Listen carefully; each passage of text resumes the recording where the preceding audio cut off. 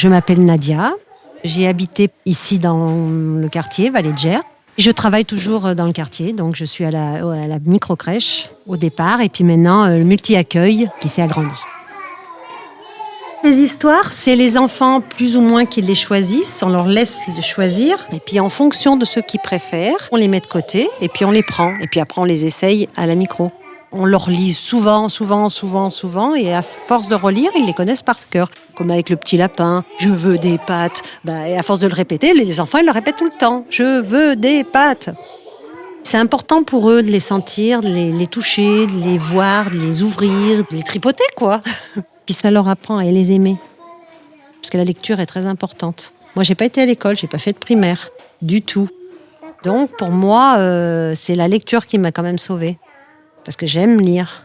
J'ai appris avec un petit alphabet. On m'avait offert un petit alphabet pour que j'apprenne le B à bas. C'est pour ça que je dis les études.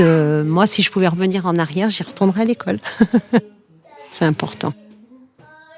L'araignée gypsy monte à la gouttière. Moi, c'est plutôt du rock, hard rock. Elle Zeppelin, parce que j'aime beaucoup. AC/DC, Scorpion, tous les grands qu'il y avait avant. Les ZZ Top, Elvis, mais ça c'est plus rock'n'roll, c'est un petit peu différent.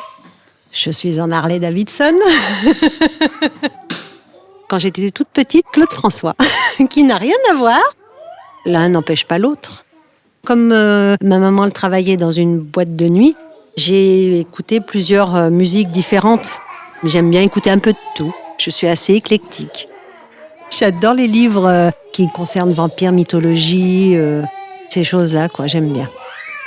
Ma grand-mère me racontait toujours des histoires bizarres. Alors, je n'osais pas sortir le soir. Il fallait faire attention. Il y a plein de choses. Comme c'est elle qui m'a élevée jusqu'à mes 5 ans. Il fallait traverser la petite cour pour aller aux toilettes. Et elle me dit, il y a une sorcière qui est là, elle va t'attraper, elle va t'embarquer, tu reviendras plus. Et du coup, j'avais tellement peur, je voulais pas sortir. Donc des petites choses comme ça qui sont toutes bêtes, mais qu'on y croit.